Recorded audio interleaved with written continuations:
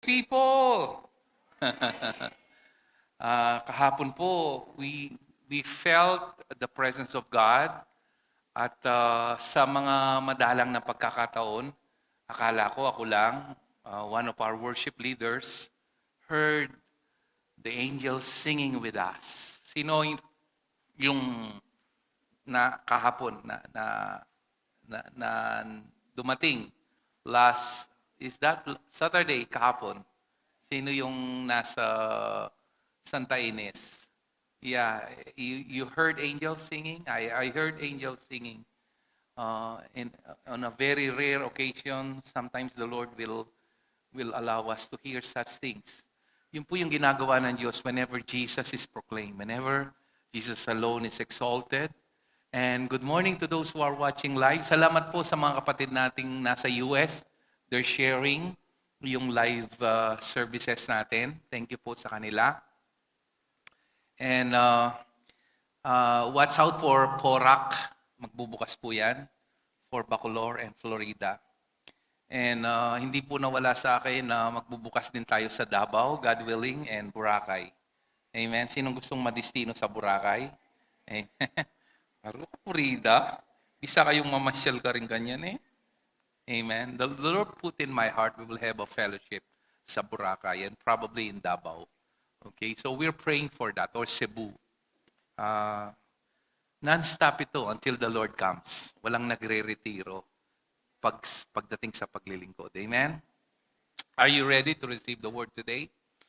This is so important. I love this topic. This topic will compel us to see things beyond our naked eye, and we'll be motivated to pursue this path. But for now, I ask you to let's all together unite our minds and hearts in prayer. Father, we thank you, Lord, for this wonderful opportunity, Lord, for these wonderful people sharing, oh Lord, the truth of the gospel. I pray, Lord, those who are watching online, whatever time zone they're listening today, they may be also grasp what you have prepared and stored for us. We pray, Lord, that each and every one of us will see in a very unique and special way what you want us, Lord, to see in the spiritual realm today. In Jesus' name we pray, and everybody will say, Amen. My topic today is something that you need to hear, and you need to see it from divine perspective, from the scripture, growing through assimilation, not isolation. Okay, first, what is assimilation? Assimilation is angkop, no? Pakikihalubilo. It is, in Greek, it is koinonia, fellowship. In fellowship, it means there is vulnerability, there is this sharing, because sharing is caring, and there is this unconditional acceptance. You accept one another just the way the Lord accepted us. It's like that song, I love you just the way you are. Jesus loved us. He did not change us. He just loved us. And it is His love as we allow Him that transform us. Okay? He will change us, but not to coerce, to put force in us. So, ano po yung isolation? Bakit napaka-importanting banggitin ko yung isolation? There are groups of believers today because we are bombarded with information, believing that by receiving information alone, they don't need to go and attend the church. By the way, the church is not a building. The church is us. So when you go here, you don't go to a building. You go to your family where you belong. So church is you and me. Say amen if you understand that. So if these people are promoting that, they are in error. Wala pa po akong nakitang tao na naglingkod. O really, I can put it that way first, na naglingkod, na naghirap, at nabigo. I'll prove that in the scripture. In my decades of serving God, what I saw is people who really pursue serving God. They are seeing the hand of God every step of the way. On the other hand, makinig po kayo, wala pa akong nakitang tao na mag-isa na naging mainit, maalab sa Panginoon, lumago. Now, ano po ang ibig sabihin ng paglago? Minsan yung mga simpleng definition na to ay napakalaga na maunawaan nyo. By definition, pag sinabi mong lumalago, whenever you hear the word Jesus, kinikilig ka. You love hearing the word Jesus. It's no longer a parang pangalan lang na walang epekto sa iyo. May mataas na respeto at paggalang. Ang pagdalo ay pinanabikan mo. Hindi ito parang obligasyon na pinipilit mo ang iyong sarili. Lumalago ka sa kanyang pagmamahal. Lumalalim ang iyong malasakit sa mga tao. Nagkakaroon ka ng tunay na malasakit sa mga wala pa kay Kristo. At higit sa lahat, lumalago din ang iyong pagmamahal sa iyong mga kapatid. Yun po yung ibig sabihin ng paglago. At mayroon kang kagutuman sa salita ng Diyos. Lumalago ito sa inyo. It keeps on growing. Okay? So by definition, growing is you are growing in love. That's why we need to be established in love. So today, just to begin with, let's go to Romans chapter 7, verse 4 and 6. Are you ready to receive today? Let's see it from divine perspective. So my dear brothers and sisters, this is the point. You died to the power of the law. Wala nang kapangyarihan ng law. We died to the power of the law when we died with Christ. Anong ibig sabihin nito? Kunyari, may utang ako, namatay ako. Yung utang na yon, pag namatay ako, hindi iyon namamana sa mga tao na kung ako yung nakapirma doon. Quits, tabla yun. Okay? So, ganun din. Nakatali ako sa aking asawa, namatay ako. So, namatay yung asawa ko. Namatay yung asawa ko. So, malaya ako. No? Ganun yun. Nung namatay tayo kay Kristo, wala ang kapangyarihan ng kautusan sa atin. That's why the Bible says you're not under the law, you're under grace when you died with Christ. And now you are united with Him, with the one who raised from the dead. As a result, we can produce. I love the word produce. It talks about fruit. Okay? A harvest of what? Good deeds for God. This is the context. Okay? Remember verse 4. Because we will jump to verse 6. But verse 5 first, it says, when we were controlled by old nature, sinful desires were at work within us. Dati yon, ngayon hindi na tayo, di ba? And the law aroused these evil desires that produce a harvest of sinful deeds resulting in death. Alam nyo bakit hindi tayo nagtuturo na bawal ito, gawin mo to? Because when you do that, you are arousing the work of the flesh. What we need is to know that we are loved, that we are forgiven, and to know who we are in Christ. It will naturally do what it wants to accomplish.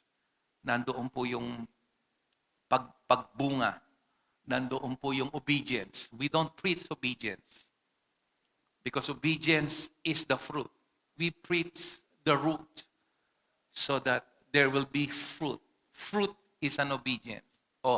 Obedience rather is a fruit. Okay? So, ibig sabihin, pag mayroong tao na nagtuturo at pinupuwersa yung obedience, hindi niya naintindihan ang gospel. Meron akong narinig kahapon, pinipilit niya yung obedience. No, obedience is something that will come out naturally if you know kung saan ka nanggagaling, kung kanino ka nakadugtong. Okay? So, verse 6. But now, everybody say, but now, this is a very important word. Pag nakita mo yung but now, ibig sabihin nito, tinutukoy dito yung panahon na nag-iba na. Hindi na katulad nung bago na ipako si Jesus sa krus.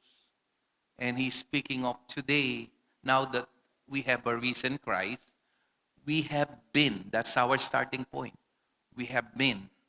You will always hear this, the word we have been released from the law. For we died to it and no longer captives to its power. Today, between you and God, sin now is not an obstacle. Ewan ko kung nakuha niyo yan. Between you and God, sin is not an obstacle in serving Him. Why? Because according to the Bible, we died to it and are no longer captive to its power. We can serve God now. Today, we can serve God not in the old way of obeying the letter of the law, but in the new way of what? Living in the Spirit. Today, we are in the Spirit. That's why we can serve the Lord in a new living way. Because in the flesh, the Bible says in Romans 8, verse 7, if my mind serves me right, we cannot please God in the flesh. We can only please God if we are in the Spirit because of what Jesus accomplished. He crucified our old nature. So he's talking about serving Him. We can only serve Him because we died to the law. And the law has no power to condemn us, to put guilt or shame or accuse us. Because at the death of Christ, He did not remove the law. The law is still here. The law is good. The law is perfect. Nothing wrong with the law. But man is weak. And Jesus crucified that old man. That is us before we met Christ. And today, we are a new creation. And let me reiterate, between God and you, sin is not an obstacle in serving Him. Say amen if you understand this. Thank you, Jesus. Now, speaking of serving Him, go to Galatians chapter 5, verse 1. This is quite a very short topic. I want you to listen carefully. So Christ has truly set us free. He's talking about freedom. Now, make sure that you stay free. Kaya kung minsan sinasabi natin, stay blessed. How can you stay free? How can you not stay free? When you let yourself be tied up again in the slavery of the law. Now, some people have this hard, some people cannot comprehend how to apply this in practical terms. Ang nasa isip natin ay yung sumunod o hindi sumunod. Let me put it this way. Sometimes we are unaware that we are putting ourselves under the law. Pagising mo sa umaga, let me use an example.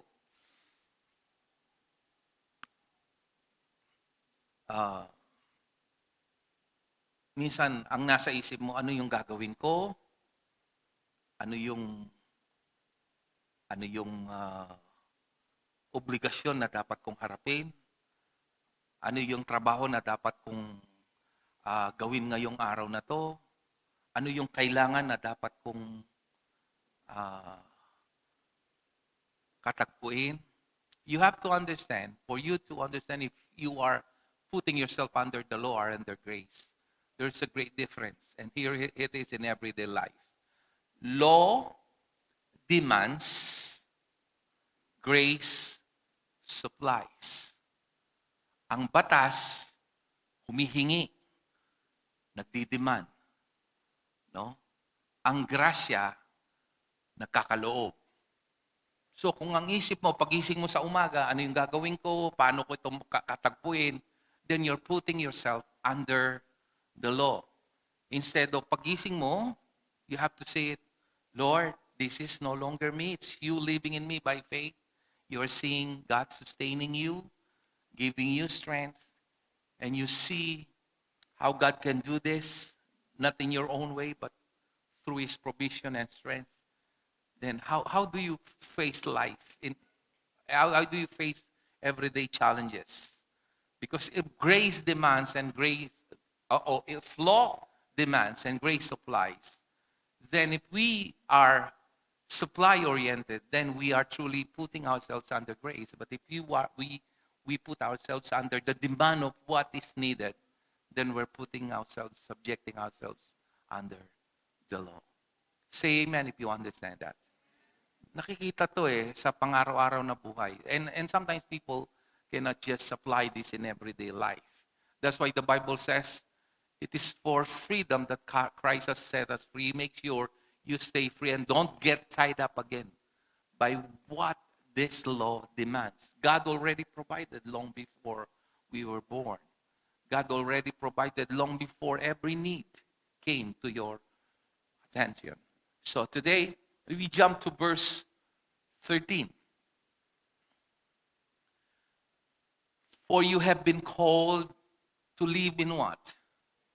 Freedom. Gusto niyang maging malaya tayo. Malaya sa halalahanin, sa mga pangangailangan. That's why the Bible says, don't worry about what you will eat, what you will wear, or your shelter, Jesus said. And he gave a lot of examples like lilies of the field, the birds of the air, and everything like that. And my brothers and sisters, but don't use your freedom to satisfy which is already dead in Christ by faith. Instead, use your freedom to what? There is no in-between kasi. If you will not serve, your idle time, anong ibig sabihin ng idle? Yung wala kang ginagawa, the devil and the world will use it against you. The natural tendency of people na nakatanggap ng kalayaan at pagmamahal ng Diyos, it will flow naturally. Kaya nga madalas kong sinasabi, this gratitude of you receiving grace and saved by grace alone, in Christ alone, it will move you to servitude. By the way, the Hebrew word for serve and worship share the same word. The verb for serve or worship is avad, no? And the noun for that is avoda. And they are used interchangeably. Meaning, people, when you worship God, it will naturally be translated in serving Him. That's why if you tingnan nyo, Exodus 23, tingnan natin, verse 25 to 26. Pag tinignan nyo sa King James Version, ang ginamit niya ay worship. Pero pagdating sa NIV, New International Version, ang ginamit niya serve. Mali ba yung translation? Parehong tama. Kasi pareho yung root word ng salitang paglilingkod at pagsamba. So, ang paglilingkod ay katumbas ng pagsamba. Ang definition natin kasi sa pagsamba ay pagtaas ng kamay, tama ka ron, pagpupuri. Pero yung gawin mo ang mga bagay na nakalulugod sa Diyos ay paraan ng pagsamba. Okay? Naunawaan niyo po ba? In Exodus chapter 23, if my mind serves me right, it's in verse 25 and 26. You must serve only, tingnan nyo, the Lord your God. If you do, NIV tayo, NIV. Pareho lang naman. Worship the Lord your God, and His blessing will be on your food and water, and I will take away sickness among you. Pag tinignan nyo sa New King James Version, makikita nyo, serve yung ginamit. No? Serve. Hindi nagkamali yan. Why? Because they share the same root word. Okay? And the promise is, when you serve Him in the context of the finished work of Christ, He will bless your bread. Ibig sabihin, yung kinakain mo, pagpapalain niya, hindi magiging sakit sa'yo. And your water. Diba? Maraming tubig ngayon, contaminated. Diba? Puno ng plastics. No? And I will take sickness away from the midst of you. Whenever you keep on showing serving God, serving Him through His people and other people, there are many ways to serve Him. The Lord will take away sickness. The Lord will bless your food. And verse 26, look at this. Sinong naniniwala dito na ang Biblia ay salita ng Diyos? You are missing a lot pag hindi kayo naglilingkod. No one shall suffer miscarriage or be barren in your land, and I will fulfill the number of your... Sinong gustong humaba ang buhay dito? The Lord promised when you serve Him in many ways. And this church is giving a lot of ways to serve God. And I'll show you, if we have time, in Romans chapter 12, verse 4 to probably up to verse 13. But here it says, I will fulfill the number of your days. He will give you a full lifespan. If you go to New International Version, the translation, it renders like this. He will give you a full lifespan, meaning you will not experience, kinig ka, premature death. Anong masasabi mong premature death? Namatay ka ng 50, hindi ka man umabot ng 60, patay ka, tatanda ka na malusog at malakas. There is power in serving Him. We're missing a lot here. Pero hindi sa pilitan. Hindi ito pinupuwersa. Kailangan makita natin. Are you listening? Now, we go to Galatians chapter 6. Verse 2. Carries others' burden, it's others, and in this way you fulfill the law of Christ. So the law of Christ is to carry one another's burden. Okay? Now, you jump to verse 9 and 10.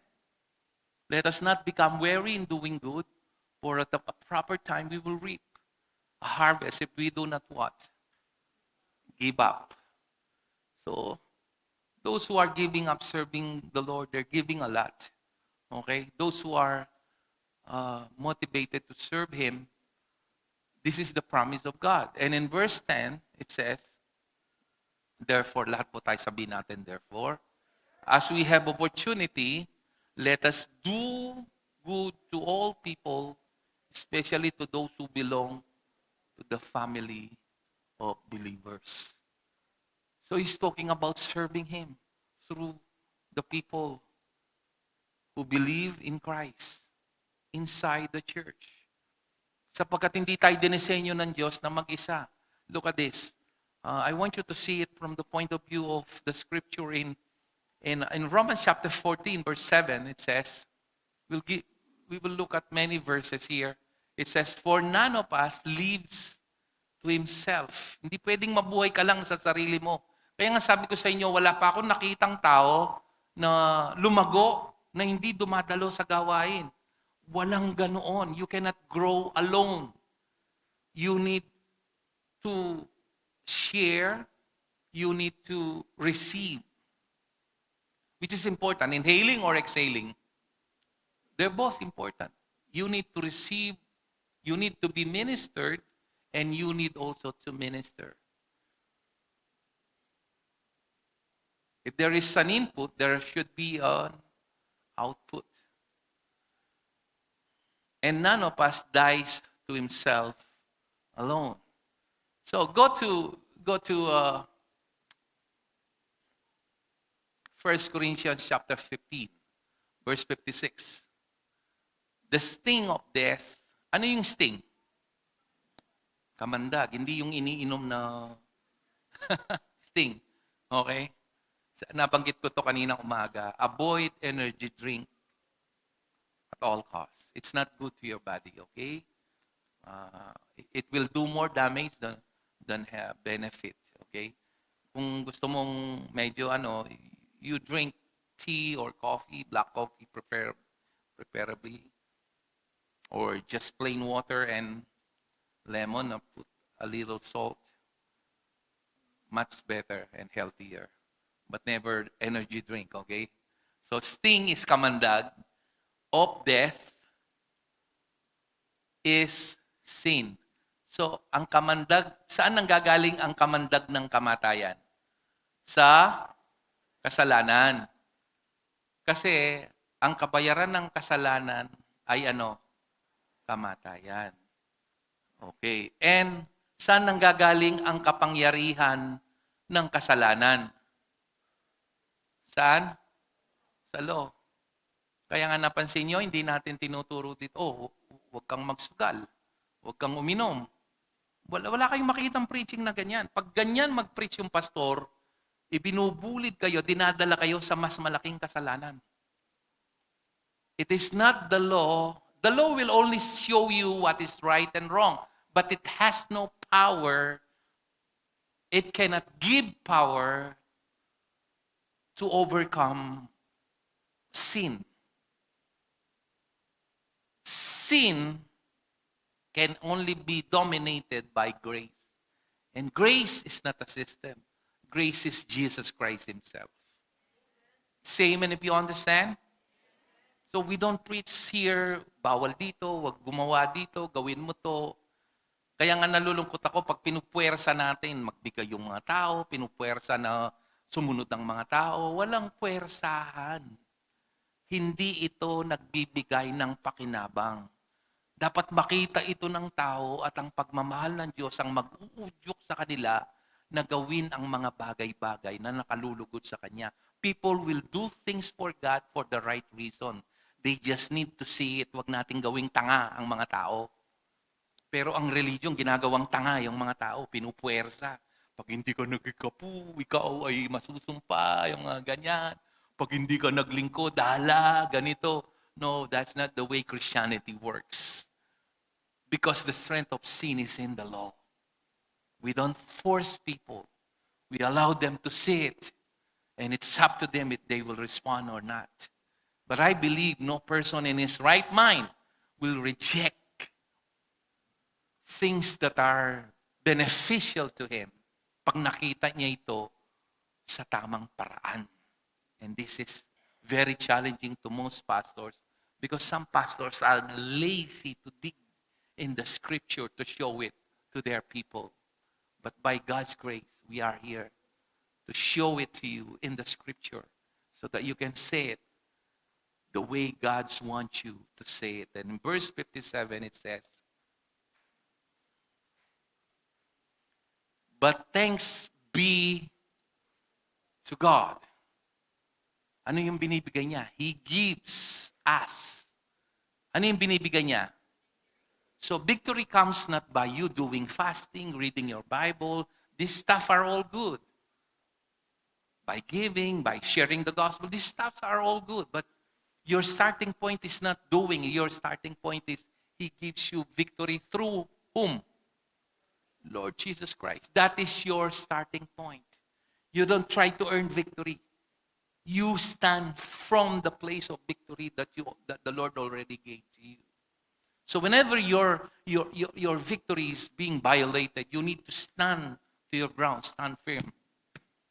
And you need to speak out. And you need to be firm. That's why the next verse shows us, because of this verse. Therefore, everybody say therefore. Dear brothers, ano yung sabi niya? Stand firm. And the Bible's admonition is this. Let nothing move you. Di ba, pag nag-start kang maglingkod, daming nilalagay ng kaaway. Oh, busy ako, ganito, hindi na ako pwede, ganito, magkukwit ako. They're being attacked by the devil. And then they will submit to that attack. But the Bible's encouragement at admonition is stand firm. Let nothing move you. Bakit? Kasi dun sa paglilingkod mo, sa pagpapatuloy mo, doon ka kinakatagpo ng Diyos. Doon mo nakikita yung kagalingan, yung encouragement, yung provision ng Lord, yung protection ng Lord. You see, pinakita ko sa inyo, worship and service share the same root word. Avad, avoda. Ang ibig sabihin nito is to When you worship, when you serve, you worship. When you worship, service will come naturally. You serve not because you need to. You serve because it's your way of saying, thank you, Jesus. Kaya nga walang bayaran sa mga naglilingkod. Lahat po ng nakikita nyo, yung napanood nyo na maraming kaluluwa na lumapit, yung mga nag-cater no, puro volunteer po yan. Kasi pag tao nagbayad, limitado. Pero pag Diyos ang nagbayad, sa maraming paraan makikita yan. Kalusugan, kapayapaan, promosyon, pagpapala, na higit. Kaya nga dalawang klase yung mga naglilingkod mga bayaran at totoong naglilingkod. Saan tayo? Kaya nga hindi natin binabayaran yung mga tao pag naglilingkod. Kasi nawawalan sila ng gantimpala. Say amen. Nakakalungkot sa US, pag hindi binabayaran, hindi maglilingkod. Because ang paglilingkod, kusang loob. Hindi, I agree there are some people that needs to they need mga basic necessities nila, pero generally when you serve, you don't wait for anybody, not even the church, to pay you. Because if you do that, you are receiving a very limited blessing. But when you serve with the right reason, you will see amazing results. Ibang magsukli, mag-reward ang Lord. Mas malaki yan kaysa pwedeng gawin ng sino mang tao.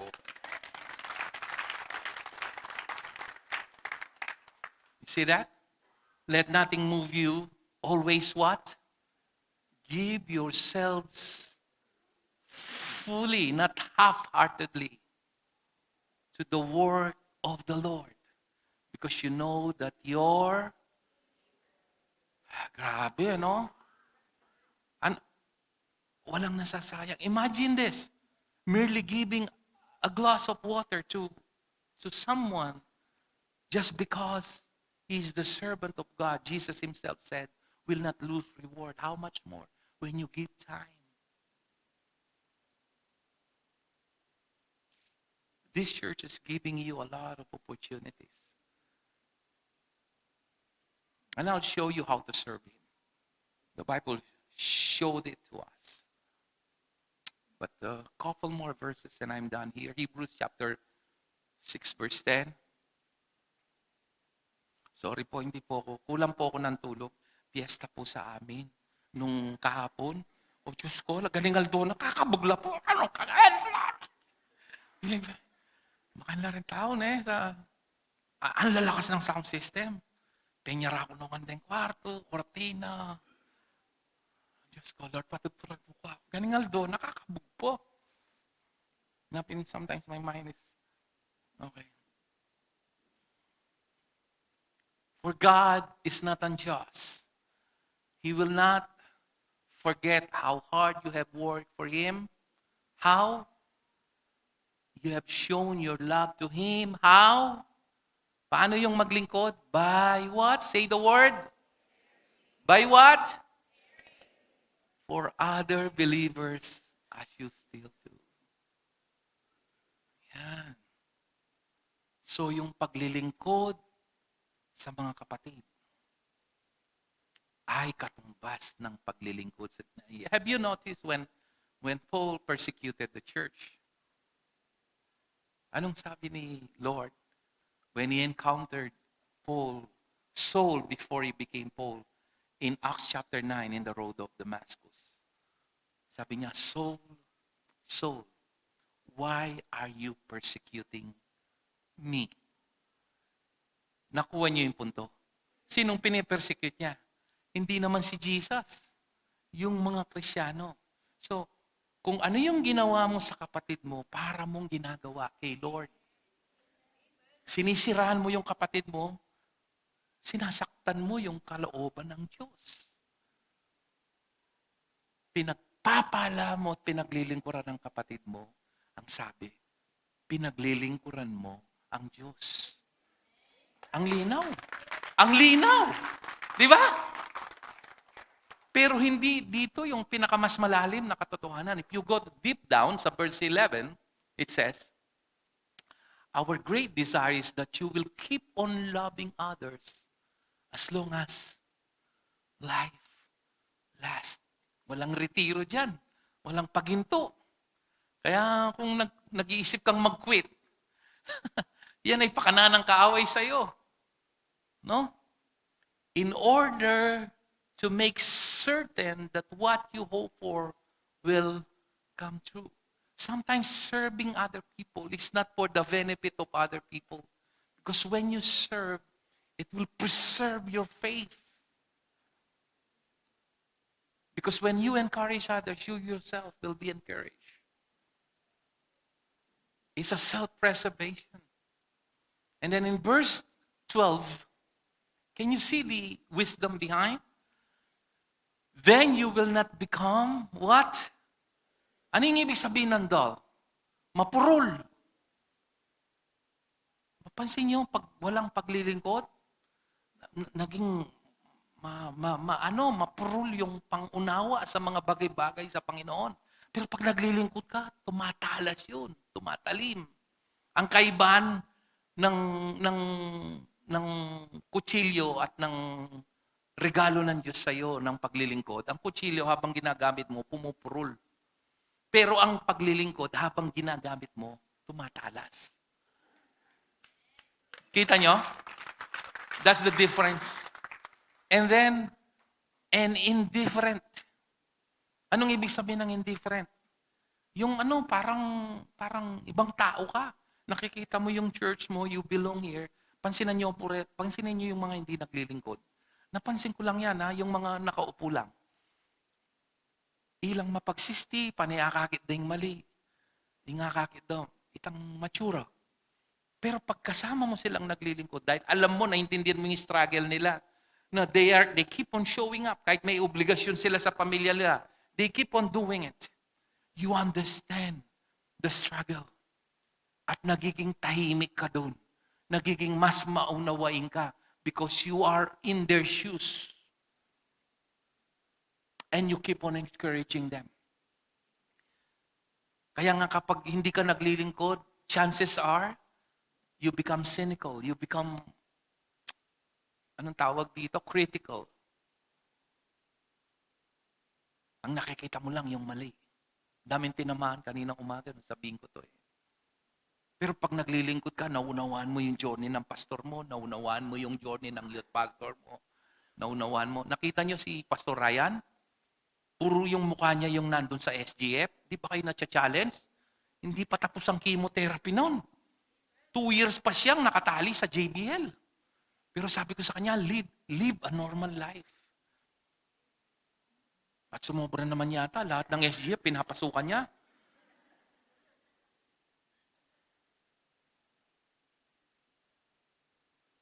Hindi ba very challenging yun? Hindi ako magpa-chemotherapy. Nanusang kanyo pa magsilbing Ginoo.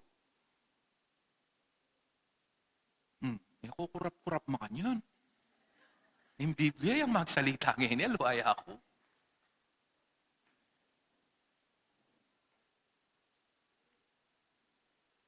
You will follow the example of those who are going to inherit God's promise of your faith and endurance.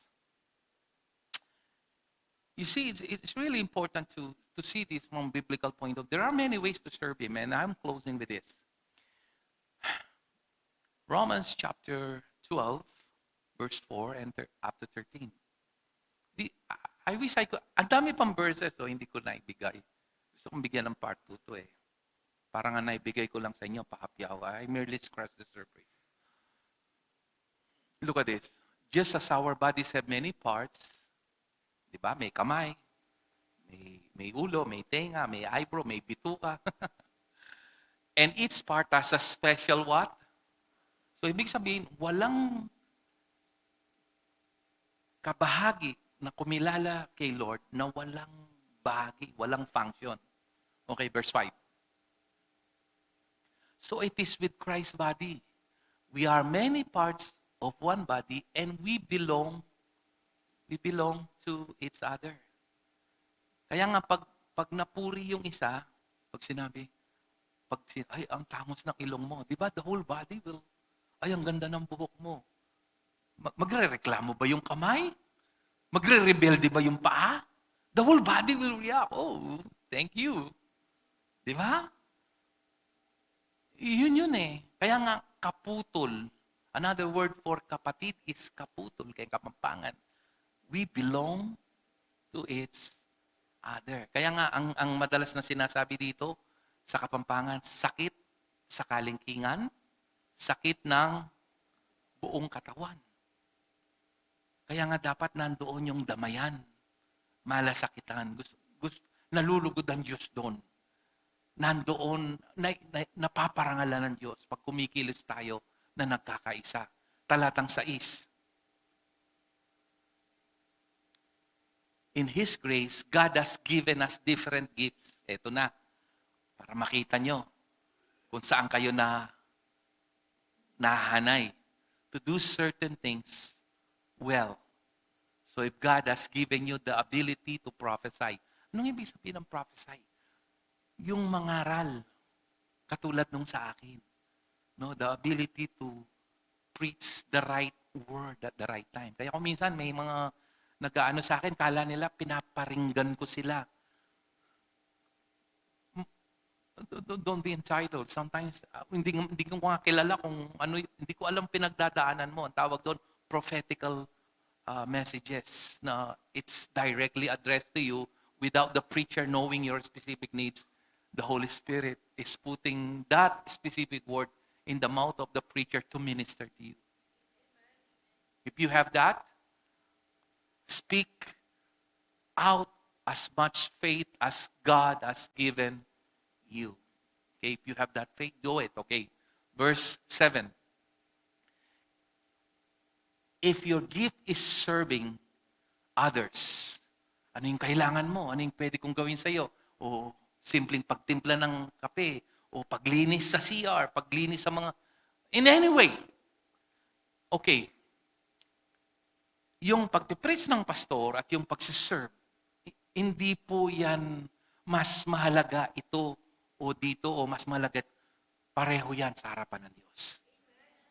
Sa tingin ng tao, mas malaki yung role na ginagampanan ng pastor, pero sa harapan ng Diyos, yung nagpupunas ng upuan at naglilinis ng CR at nagwe-welcome diyan, ay parehas lang sa nangangaral.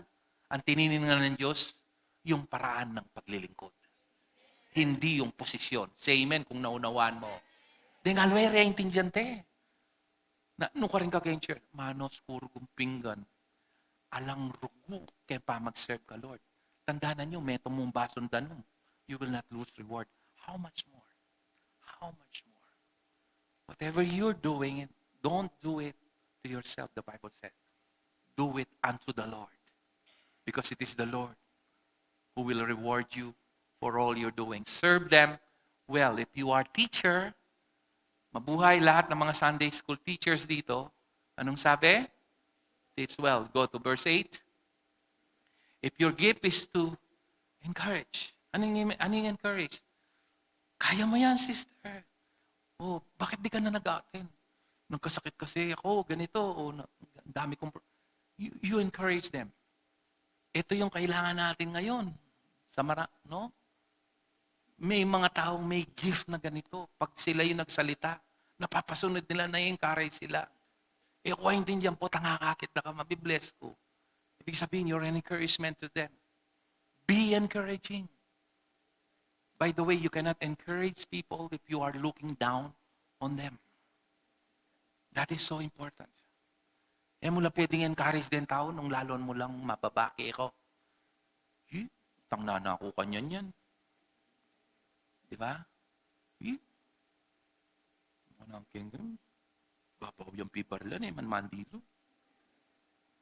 You cannot encourage people if you look down on them. Say amen if you understand this. If it is giving, lahat naman nakakapamigay. Pero may mga tao talagang may kakayanang, alam nyo, itong gift na to, pag ninasa mo to, sabi, give generously. You cannot give generously unless the Lord will bless you. Kaya yung mga may gift ng pagbigay, ito yung kadalasang yumayaman. Because, after all, you cannot give what you do not have. So the gift of giving is a gift that will lead you to the path of, of abundance. I will not use wealth or prosperity, but abundance. So, may mga tao na may ganitong gift na lahat naman nakapagbibigay, pero meron siyang kakayanan na wag yutang gagawa na lampas ketang agyuk ng ibi, pero bibiene. Eman mangutang, eman kurap, masayayang mami. May mga taong may gift. Gift pala to. Hindi pala ito kusang dumarating. Regalo, panginayangan din. May yan Jesmus. Kuryente niya. Pero yung biyene, mailiya po. These are the people with the gift of giving. And it's a way of worshiping Him and serving Him. If God has given you leadership ability, take the responsibility seriously. And if you have the gift of what? Showing kindness to others.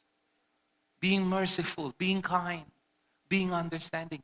These are gifts, people, that can edify the body of Christ. Do it gladly. But you cannot do it in isolation. There should be assimilation. You need to get involved. Imagine lahat tayo dito. Kanina, almost full house tayo kanina. Dati nung pagpunta namin dito sa Jolly, wow, laki-laki ng Jolly. Kasi umaalog-alog kami. 20 ngayon, napakaliit ng Jolly. Hindi na tayo magkasya dito pag nag-iisang service lang tayo. Kaya hinahati-hati natin.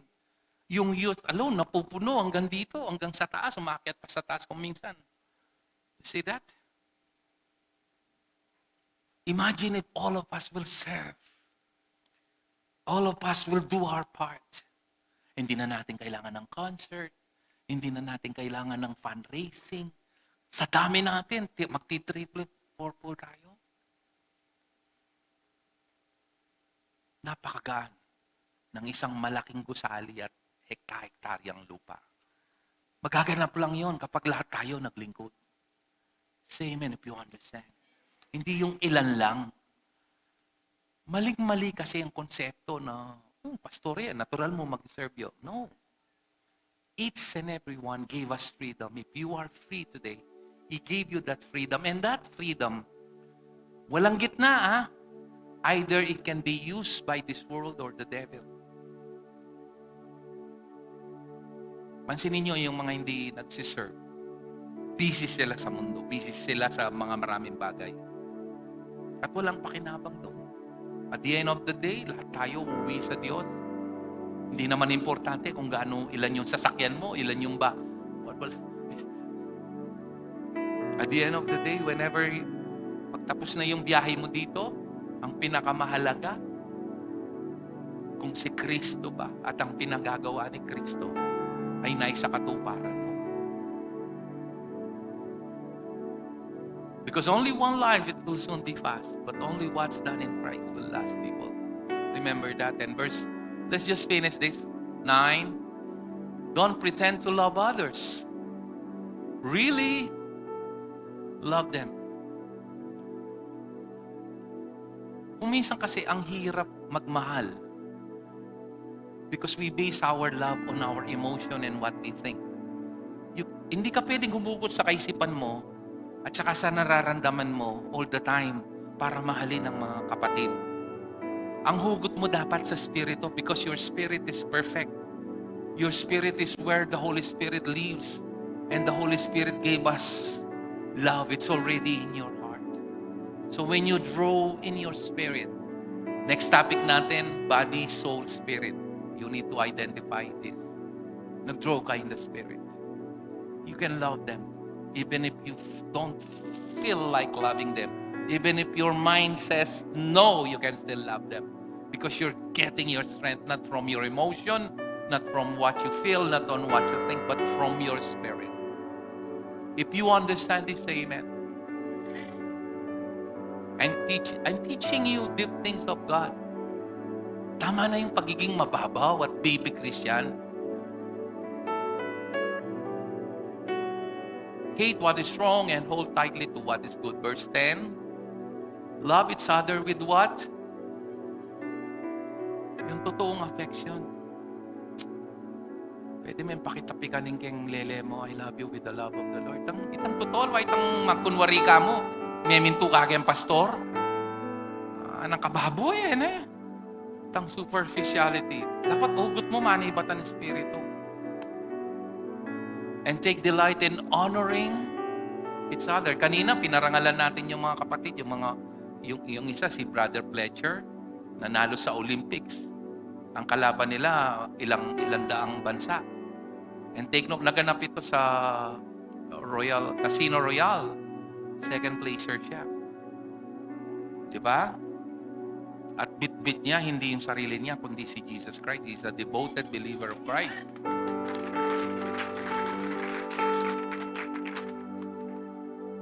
Verse 11, never be lazy, but work hard. Ina-assume ni Paul, pag tumanggap mo si Jesus, ito yung natural mong kilos. Diba? But how can we miss and ignore this? Never be lazy, but work hard and serve the Lord. What? There are many ways to serve Him. Go to the prayer meeting, prayer devotion. Pray for this church. The Bible says, pray for all the saints. Every Friday, 5 o'clock pa lang, nandito na kami. Serve Him. You're missing a lot if you are not doing this. And up to 2 verse na lang, we're done. Rejoice in our confident hope. Be patient in trouble and keep on what? Praying. 13. When God's people are in need, be what? Help them. Kanina in-encourage ko yung isang kapatid. Pag may nakita siyang may sakit, pagtulong-tulungan natin. Ikaw, magkano kaya mo? Sige, ikot natin. Tapos di na mahalaga, aluay tangilista, ako lipo ko. Dinalan mo. Ang pinakamaganda doon, huwag nang ilagay kung magkano yung binigay niya. Sa punggulan nyo na lamo namang gewa kayong tao, gewa yung ka Lord. So what? Nung may 50, kami may 1,000. It doesn't matter. Muno kailangan, kang pamilwa ka retang donated by. Pagparangalan mo. Don't do that. Even if you give 5,000, nagbigay siya at 100 lang, bigay nyo. Wala nang pangalan na nakasulat. Say amen. You're not doing it for men. You're doing it for God. Ibang magbalik ang Lord. Nakikita ni Lord yun. At huwag yayakapin at mamahalin lang yung mayayaman at may kaya. Ang gandetang lupang hemandilo, kaulan nyo lo. Baka niyang kulawi ka ako. Alang pa magtangi kang Kilog Church. As long as I am the pastor of this church. Yan ang ningkay, rengaliwa. I have a sensitive position. Sometimes they will ask me to eat somewhere. Unang yung problema, mahilig lang mag-picture-picture. I don't like that. Sometimes I refuse them. Alwa mo ring atinan, ang gandeng alanan. Pastor Ryan na yun, ano yapo, piyuso Punta lang hanggang fishball mo yung serve na, kaburiko. I don't care. Same, and if you understand this. This church is a grace church. Salang makwal, kakalulu, kini. Pareho, may kakalugod.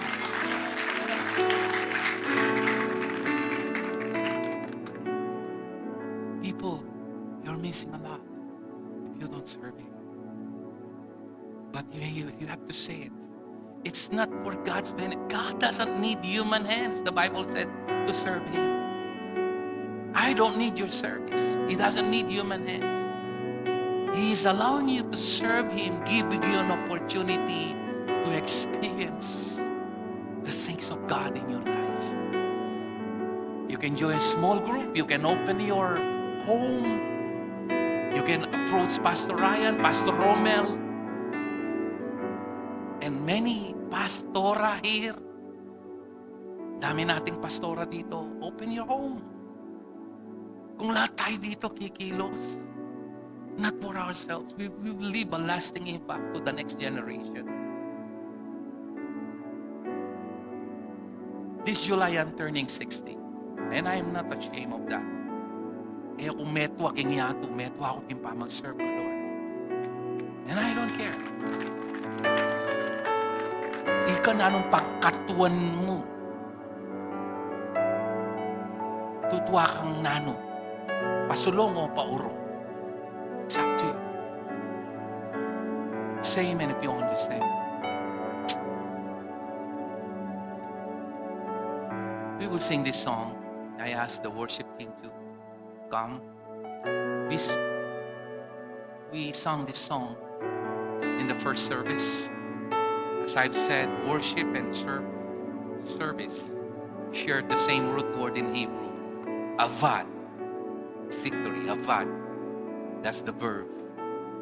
And avoda, that's the noun. And they are used interchangeably.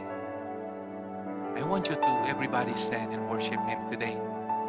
Will you, today as seeing it in the light of the Scripture, stand finally right now? At ikaw na may balak mag-quit.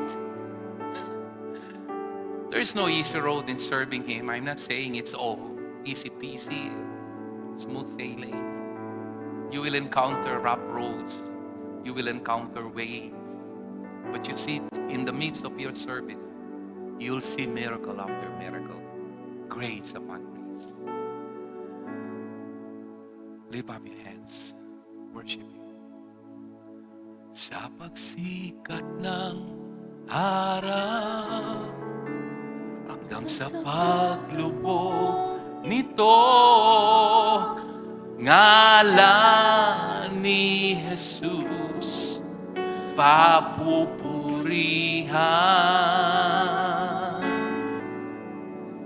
Sa pagsikat ng araw, hanggang sa paglubog nito, ngalan ni Jesus papupurihan. Sambahin ka, sambahin ka, O Diyos, daygon ka, Jesus, daydayawin ka, O Apo Diyos, sa lahat na, in our own dialect, sambahin ka, O Diyos, randa ka, Jesus, sa lahat ng dako, papurihan ka. Sing it for the last time. Sa pagsikat ng araw. Sa pagsikat ng araw. This is the story of our lives, O Lord. Nito ngalan ni Jesus papurihan.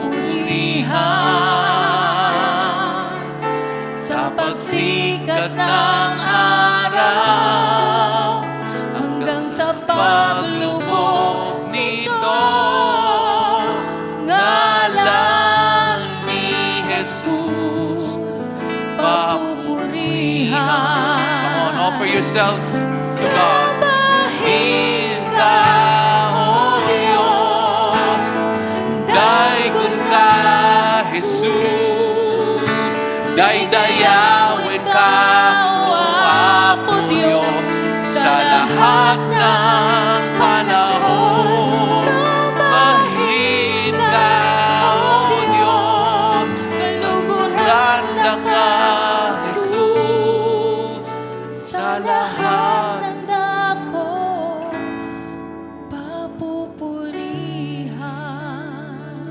we read to our closing verses, the gifts. But you know, before those verse 4 is verse 1, 2, 3, it says, to offer your body as living sacrifice, holy and acceptable to God. He wants you to see yourself without fault, holy, because of the finished work of Christ. And then he goes on to say, do not conform any longer to the pattern of this world, but be ye transformed by the renewing of your mind. Today, we're not only living for our dreams alone, or our future. We're living for Him. And that's what matters most. Your success is not about having big houses, many material, earthly possessions. None of those matter to Him. Jesus said, man's worth is not measured in the abundance of his wealth. Jesus Himself said that. We are not measured of how rich we are. We are measured through the finished work of Christ. And so we live for Him. Whether you have billions or nothing at all, if you have Christ, this is all you need in life here on earth. I pray you will see that. I pray you will be devoted and committed to one person only. Not to me, not to this church, but to Christ, who gave you His life for you, who died for you, who gave you an assurance that you are heavenly bound, who forgave your sin. He loved you not at your best, but at your worst. Lift up your hands and worship Him. And may you be compelled to do what the Lord is putting in your heart today. Hallelujah. We worship you, Lord.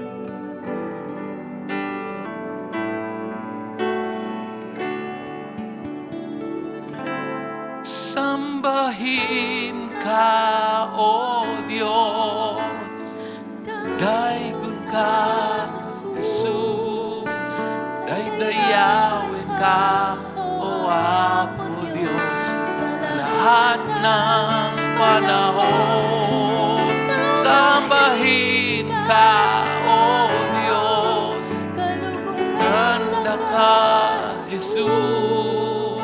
Sa lahat ng dako, papupurihan. Sing it with all your heart. Sambahin ka, O Diyos. Sambahin ka, O Diyos. Daigon ka, Jesus. Daydayawin ka, O Apo Diyos. Sa lahat ng panahon, sambahin ka, O Diyos. Kaluguran na ka, Jesus. Sa lahat ng dako, papupurihan. Come on, lift up your hands. I want to pray for you.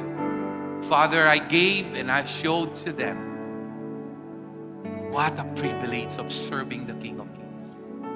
I pray, Lord, I cannot force them. They will step by faith in any way, in any capacity, in many, Lord, practical way, showing themselves, serving you with all their hearts.